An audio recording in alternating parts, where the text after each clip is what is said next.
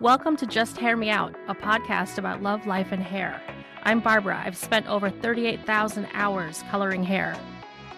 Hi, I'm Demetra, and I've spent over 1,000 weeks with scissors in my hands. With 50 clients a week in our chairs and 22 years on our feet, doing hair is not our hobby, it's our hustle. We've navigated salon politics and then opened salon suites of our own in 2020. We choose dogs over kids, skinny marks over beer, and we've only fired 3 clients each.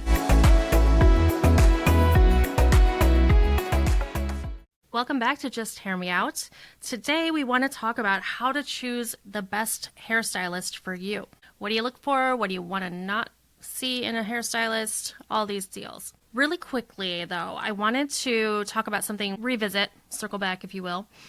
We were talking about things that we find incredibly annoying, and QuickBooks Online was one of mine. I wanted to tell you guys, I officially canceled my subscription to QuickBooks Online, and what I think is just hilarious and sums up my entire experience with QuickBooks Online is that it said, you know, the usual things like, are you sure?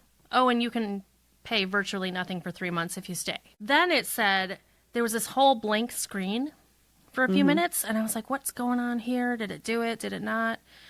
And then there was this little itty-bitty thing in the right-hand corner, and it says, skip survey. Like the survey didn't show up. It was a glitch. Oh. So I couldn't even tell them what was wrong. That's the worst. It's like I really want them to have this feedback of why I hate you so much. I kind of did.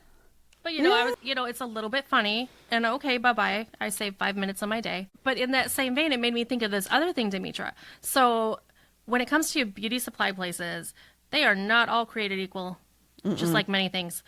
Okay, I got to tell you, SalonCentric.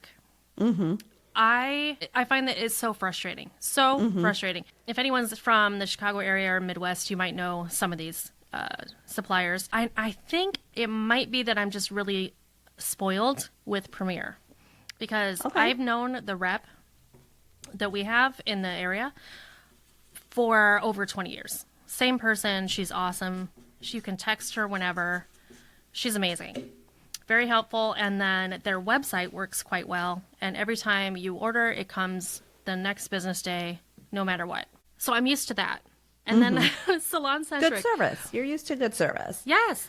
So this other company has like other brands that Premier doesn't have. You know, they kind of divvy up who is responsible for which brands, you know. And I've noticed that, first of all, the rep that sends you emails or promotions or whatever, I find it kind of difficult to communicate with that person. Or like if I text, you know, I might get a response, I might not. And the emails look like the structure of the email, it's clearly their work email. Looks like back in the day when we had dial-up internet. Like the most bizarre, I'll show it to you. Yeah. It's like not modern at all. And so it's kind of confusing to see, like, reading the emails, because it doesn't even look like a regular email. Yeah, you might think it's like spam or something. And this morning I spent an hour putting together a shopping cart. And today happens to be a Monday holiday, so nobody's actually open. But I'm like, perfect, I'll just put my order through, because I wanted some things that I can't get from my regular place. An hour. And I don't order very often. So I'm like, let me make sure anything I want that comes from these people, including some Malibu, by the way. There was a glitch and it wouldn't go through. I had to call. Oh, come on. And also, they have so many brands now. But then you realize when you're ordering that it's more like they have partnerships. I was just going to tell you that. They actually don't even have that in the store. So if you want to go visit the store, don't get it twisted, people. They're not going to have it there. Yeah. It's like it's like a third party. Yeah. It's being delivered basically from a third party. It's essentially like Amazon, how you're like putting stuff in your cart. And then that was the other thing. Like I put in like 2 bottles of OPI nail polish, and then I go into the cart and it's like a separate shipping cost, and it's coming from OPI, not from SalonCentric. Oh, that's bullshit that they're charging you for separate shipping. You got to watch. I wonder if they did that because remember I told you I had to buy a new trimmer and a clipper? Yeah. And I was like, why didn't this come with my order? It was shipped separately from the actual company that I ordered the clipper from. But I didn't even look to see if I got charged. So because shipping is very expensive now. It's like $18 a pop. That's expensive for shipping. I had, a bunch of hair color and then some Malibu and then 2 bottles of nail polish. And then when I was looking at the page to like put your order through, like before I got to the glitch part, it's actually said like I had $12 worth of OPI and $12 shipping for OPI. Well, that's ridiculous. Anyway. You canceled, right? Oh, yeah. Yeah. So I went back out Good of it girl. and deleted the nail polish stuff. And then I go back to place the order, and it's like, well, I couldn't calculate the tax for whatever reason, so I have to call. But they won't be open today. Yeah. Nor do I want to call. I just think I won't order, to be honest. I don't blame you. Okay. Well. So I ordered from Premier, turned around and ordered an alternative. $1,500 later. Don't get Premier. me. I know. Don't get me started with the cost of salon stuff. I just thought of this, though. I know, too, on my own from over the years, clients that I know don't have a cosmetology license who shop in there with somebody's card. Wait, what? What do you mean? I had a client once, and she shopped at the beauty supply place that we go to. And she was asking me for product recommendations because she was going to go in there and buy them. And I have coworkers who's like, oh, I saw so-and-so in the store. And I'm like, oh, yeah, I'm pretty sure. And I asked her once. She had, like, her niece is a hairstylist or something, and she had her card and was just shopping in there, buying shit. Interesting. Okay. Mark that under not the ideal client. Right. Definitely. Yeah. Anyhow, the choice. Speaking of how to pick a hairstylist, it's also how do you pick your clients? Oh. I mean, the only reason why I say that, because I'm actually not good at this at all. But now, working for yourself, technically, you don't have to take people you don't want to. Yes. I never thought of that. I kind of just still take everybody because I'm like, oh my God, this person wants to come to me, even though they annoy me and they drive me nuts and I want to block them. Honestly, like there's several good reasons not to, but there's also the simple fact of someone might be kind of cool, but they give you anxiety. Yeah. Like they're never happy. Can I give you an example really quick? Yeah. And I think I asked you if you knew this person. I asked you the other day about, hey, do you know this client? Whatever. Yeah. You're like, no. So I wanted to make sure that she wasn't referred from you because I got like 3 notifications that this person, 2 were like on the wait list, and then she made like 2 appointments with me. I'm like, oh, I don't know who this is. And usually it's like, I don't advertise, right? So it's either word of mouth and things like that. And usually they'll tell me who they are. So, okay. 2 minutes later, after receiving like, these confirmations, I get, can you please remove me from your email list? Oh. And so I was like, who is this? I didn't even know who was even texting me, right? Because my business number is obviously, connected. So she tells me her name and she says, a potential client. And I said, okay. So she tells me who her name is so I could go and actually delete her off the email list. But I'm thinking you had the option when you were putting in your information to receive text or email. You gave me your email and then you get the notification and now you're telling me to remove you. Okay, no problem, right? Then, I don't know, a week later, I get another notification from her at 10:30 at night saying, I received a notification of an appointment opening or that I have an appointment in a few weeks. That is incorrect. Can you remove it? So I look and I'm like, no, she doesn't have an appointment. She was on the wait list. And on the wait list, she put anytime, any day. So anything that opens up, she's going to get a notification for it. So I politely responded and I said, you put yourself on the wait list. This is just in case. I mean, she might not know how it works, right? So I had to explain to her, this is how it works. You put any time, any date. It's not that you would have to have signed up and said, yes, I agree and I want this appointment. So now I had explained to her that. That being said, then I get another text message. And finally I said, you know what? I'm going to block her. And I've never done that in 25 years of doing hair. And I thought about it after the 3rd text message. And she says potential client. So she doesn't even have an appointment yet. She's trying to get an appointment with me. But it's like, remove me from your email. And then she's saying she didn't agree to this appointment. And I'm like, you don't have an appointment. You're right. You did not agree to it. Yeah. She assumed she had the appointment. I'm just like, okay, this woman is just way too much. So I think it goes both ways, right? You got to know how to choose your hairstylist and your clients. Yes. Right? So yes. What is your thoughts, Barbara, on how to choose hairstylists? Like, what are some of the things that people should be looking for when they're looking for someone new? Okay. Well, just real quick in response to what you were saying, I got to say, I've told a lot of my clients, because I've known a lot of them for so long, to listen to this podcast. Mm-hmm. And I feel a little bad because since we've been doing the podcast, I would say like once a week, someone will say to me, please don't be mad. Please don't fire me. But and I just want to put it out there. I have no manners anymore. If you piss me off, I will just tell you. Like, yeah, you're not. It's not going to be on the podcast. Yeah, like I said with this woman, I'm like, oh, I just blocked her. I could care less. Like, there's no. Well, no, I had somebody like who never cancels have to cancel because of something, and she's like, please don't fire me. I'm like, I'm not going to fire you. Now they're worried because they're seeing this other side of Barbara on her podcast. I know. Here, this is a perfect example. In 25 years of me doing hair, I don't think. Okay, maybe I fired like 2 people. Yeah, I didn't even fire this person yet, though. She hasn't even come in. But what I'm saying is you get to pick and choose. Yeah. That's all. Yeah.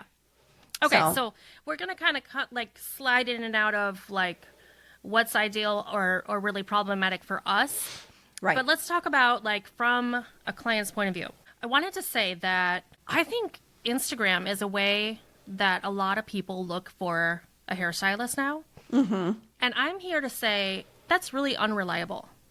Because a lot of hairdressers who are really good and really busy don't spend a lot of time trying to get other clients on Instagram. Even though it sounds really old school and maybe it's just showing my age, word of mouth is huge.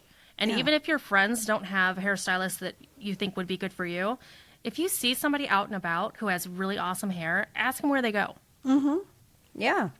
Look, I personally, I'm not a content creator. No. And I'm too busy. My clients are like, oh, we should have taken a picture of this, or this was a makeover. Let's say they came in, we should have, and I'm like, I'm too busy. Like and I'm not trying to toot my own horn with that, but your focus really is your business and your clients. We don't have time to take pictures, and it's not putting anyone down that does and has time to do that. I think it's great for you if you're trying to build a portfolio or you're really excited about the work you've done.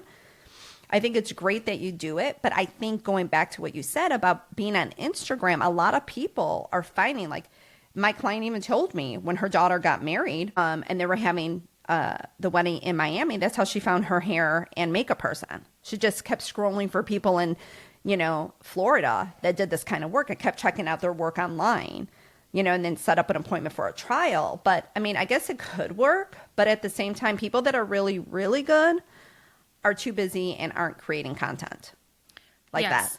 And I would argue that when hairstylists, Instagram or social media stuff is like so good and so perfect, they're paying someone else to do it. That's why it looks so good and so amazing and has all the right hashtags. Yes.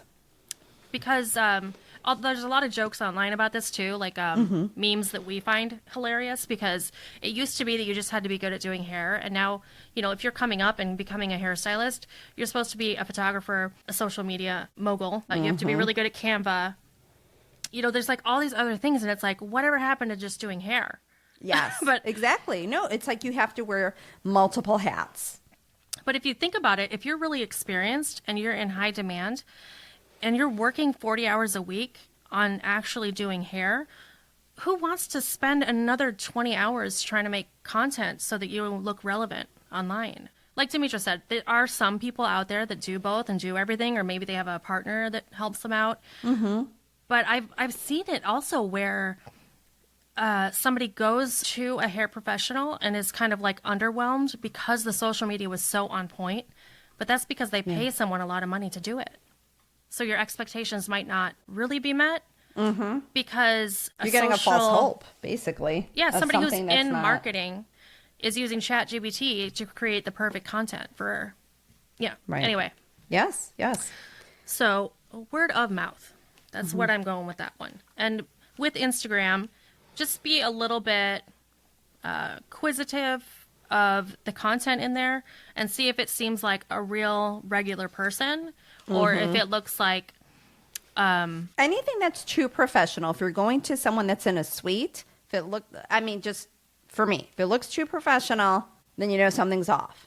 Because when you're working for yourself and you're so busy and you're wearing all these hats, no. But if it's a big salon and it looks really good, well, of course, big salon, they're paying people to do it. Yeah, because what I was gonna say, I was trying to think of a brand. It's like Redken. Everyone knows Redken, right?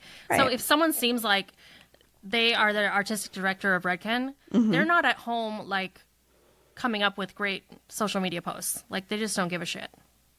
Just basically, yeah. So okay, going back to the salons.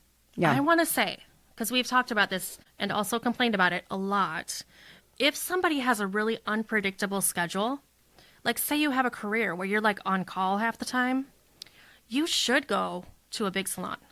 Yeah. Because they might be a little more fluid and relaxed with the booking and that you cancel 2 days before, 4 times before you actually like come in and have an appointment. They're going to take care of their stylists, and they might have stylists that are, you know, being paid hourly for a time period, or it's not as dire.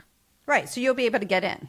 Yeah. Right. So if you're also someone who has such a busy schedule and you're open to being able to go between several people and not get your person, that is a better option because you have more options. Yeah. Right. So it's not really fair to the client. It's not fair to us either. But if you just really, really don't know when you're able to come in, I think you should go to a big salon. I really do. A salon suite, you're going to find seasoned stylists. Because all of us, like nobody's in a salon suite if they don't already have a clientele, if they don't know what they're needing, know what they're doing.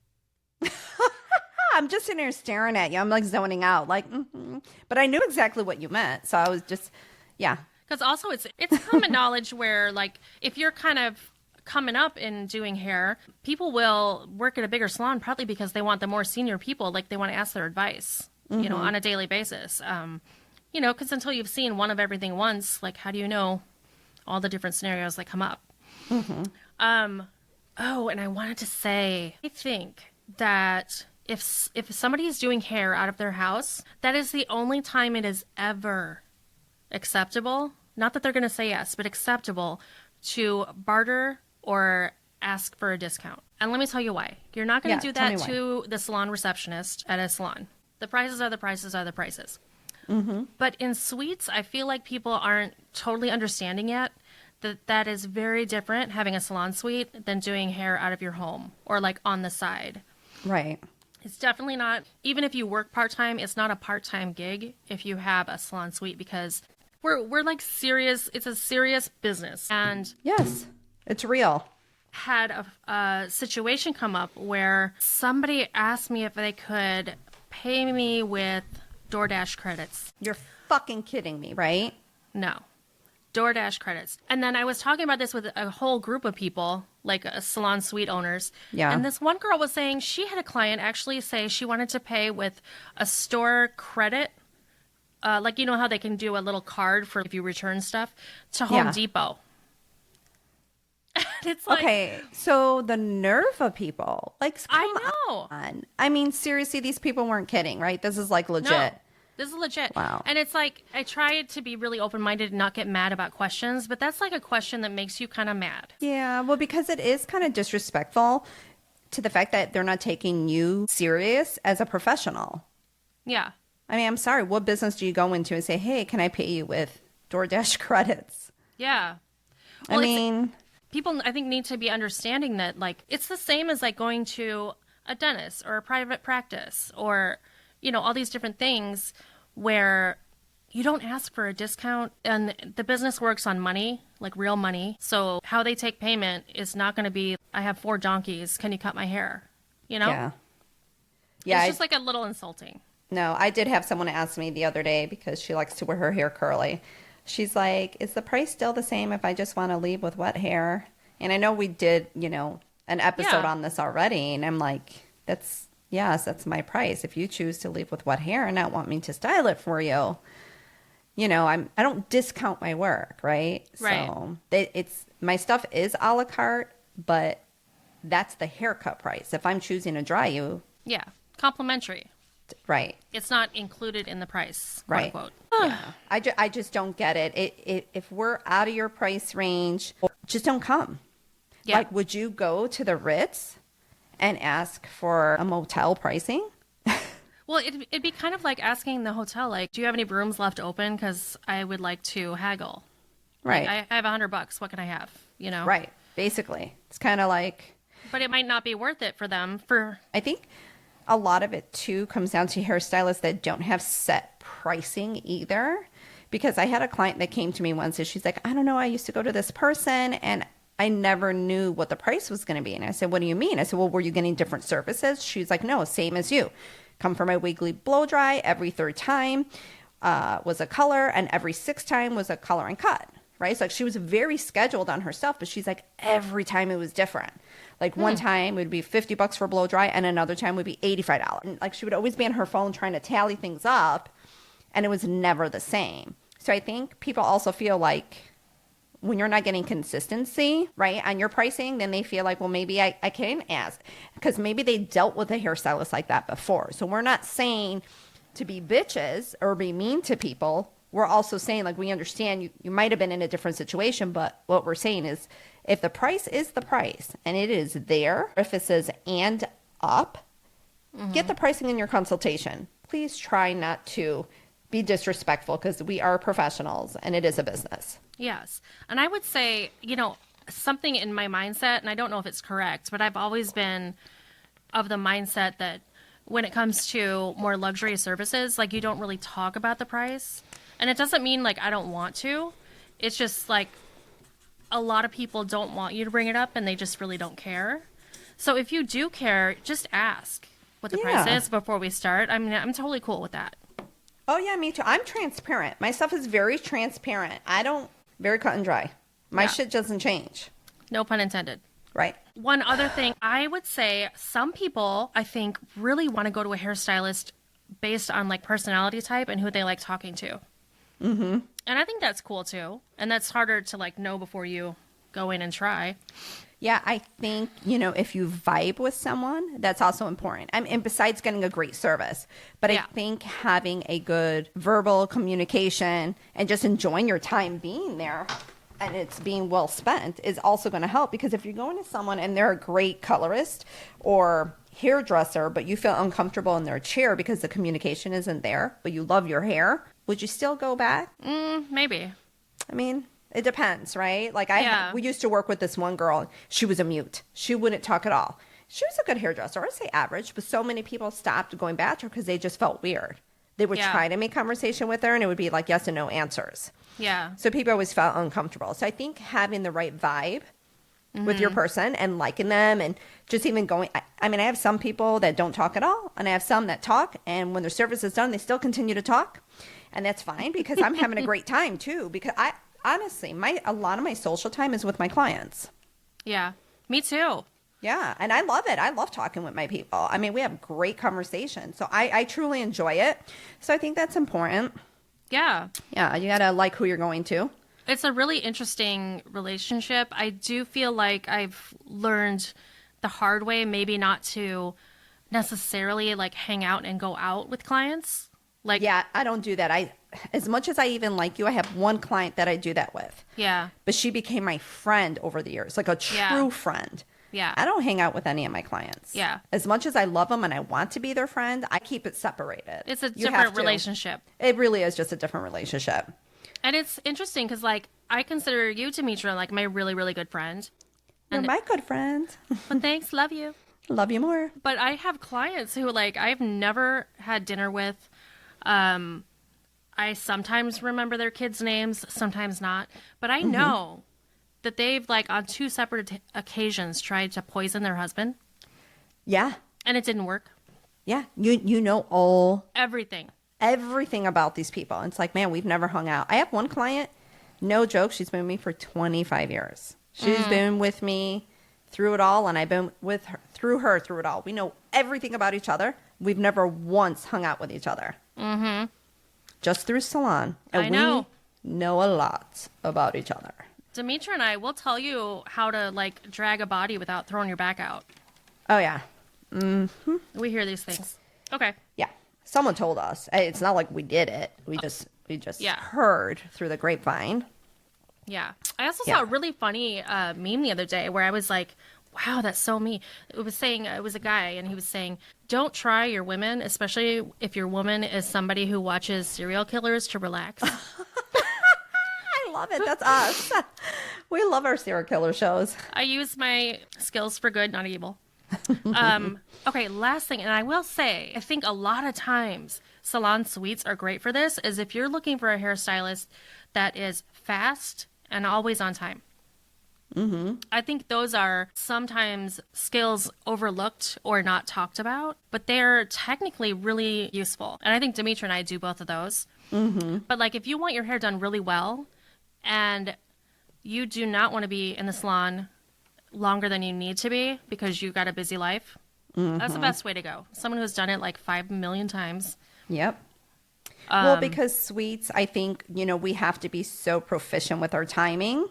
Yeah. And so on point, because it's pretty much just you in there. You don't have the front desk. You don't have shampoo people. You don't have, the people that are making these appointments, like that is their appointment and it's private time. You're not with a bunch of other people. No one's stopping you. So it's good for people who want to get in and out, basically. Yeah. But I wanted to say, like, also when choosing your hairdresser, I think, because some people are like, well, why don't you do both? I want to go to someone who does both. A convenience for them. So I think you also, when you're looking for someone, know for sure what is more important to you, right? Because if you're okay and you're just doing it out of convenience, I just want to get my color cut done, freshen up, and go, then that's a good way you go to someone that does both. If you are very specific about your cut, very specific about your color, then you definitely want to go to two separate people that specialize. Agreed. And that's another way of knowing how to pick your stylist. What's more important to you, right? Is it the convenience of just kind of getting in and out? Have someone do both? Because honestly, I know a lot of people that do both, but they're always better at one over the other. Yeah. Bottom line. They're going to either excel at doing better color, their haircuts are just going to be or the haircuts are really good and the color is, Yeah. So that's another thing when looking for a hairdresser. What are your priorities with that? Yes, I totally agree. This is real shit. Shit happens. People want to pay with Home Depot credits and DoorDash, and they want to take off what they want. I mean, come on. This is real talk now. It is. We're being real. This is what happens to us hairstylists, and you guys wonder. Well, and this is what's up with them, right? When it comes down to who do we want to work with? Because it's not, I swear to God, it's not like, oh, that person did X, Y, Z. I think she's a jerk. No, it's more like, well, the stress and anxiety that certain people give you. I don't need to deal with that anymore. But if you have like 20 other people who don't do that, why would you not be wanting to like focus on them, Right. I'm Yeah, the same way true. with the reschedule. Like if somebody reschedules more often than they actually keep their appointment, it's not worth it. It's not. To me, because plenty of people will book online, take care of it online, come in for their appointment. And if I find myself spending half an hour or an hour trying to figure out my schedule with theirs through texting, it's like it's too much. Yeah. Anyway. I agree. I need to set boundaries. I need to be better. I'm a sucker. You're not a sucker. I'm sounding like this hardcore hairstylist right now that I'm just like, I fired her, I blocked her, and I'm, no, I'm really not. I'm a sucker, people. No, she's a sweetie. But yeah, I just think if you are somebody who wants a variety of prices, obviously go to a salon. Because, if you're like, wow, I'm not making as much money as I was last year, I need to pay less, then you would go to a more junior stylist at the salon. Because they have different levels of what you can pay and different people. So I agree. Yeah. And the booking can be more flexible, and they have someone who's being paid to sit there and answer phone calls all day. Right. Anyway. Yeah. So pick your poison. Mm-hmm. And I think if you are asking your hairstylist about discounts per se, you're going to be considered not their ideal client, and they definitely won't hate you. They're just like, maybe she's not the right one for me. Yeah. Well, because sometimes, too, it comes down to our worth. Yeah. And there's a lot of expenses just to like break even on the physical toll it takes, I would say. I don't know. I don't know. Everybody's got their stuff, but it's not easy. Yeah. So I guess basically to sum it up, if trying to pick out your hairstylist, you want to look at their schedule and your schedule. Are they someone like me? I work every Wednesday, Friday, Saturday. Always. It's not going to change. If I add a day, that's a bonus. Okay. And it's usually going to be a Tuesday and Thursday. My clients know that. So scheduling is important. If those days do not work for you and you would never be able to come on a Wednesday, Friday, or Saturday because of whatever, well, then I'm not the right stylist for you. But if someone else who comes in random day works like a Monday and Friday, Saturday or something, and you're okay with that, or they just switch up and next week they're going to do a Tuesday and Thursday, maybe that's a better stylist for you. You just call and say, hey, do you have it at this time? And if they're more willing to work with you, maybe that's a better fit, But if you want something more set, the same time, same days. And the speed factor. Like, I do think, I like to think being fast and efficient and always on time is like a huge bonus because that's what I strive with. Yeah. Or thrive with. Some people do want to go and just hang out and chill and be there for a few hours. And that's a salon environment, not a suite. I was just going to say, definitely a different environment. Because a suite, it is, like we said, it really is more like an in and out. We're very efficient. Next person's coming in. We're a one-woman crew typically, right? So it's like your individual time is blocked for you as an individual, which also becomes a very private experience and a different experience as well. So if you're wanting to hang out and kind of see more people and kind of take your time, then a salon is more for you. Kind of walk in, take your time, do your thing. Yeah. Yeah. All right. Okay. So I think that sums it up. I hope I didn't alienate anybody in the process. I feel better. I'm sure you didn't. Yeah. Well, it has to start with you, girl. All right. Well, to be continued. We might be circling back on this one if we find any other info we want to share. I think so. All right. So see you next week. Thanks. Bye. Bye. If you enjoyed this episode and you'd like to help support the podcast, please subscribe or follow. And please leave a rating and review on Apple Podcasts or Spotify. Lastly, follow us on social media for clips of past and future episodes. All our accounts are listed in the show notes below. Thanks so much for listening.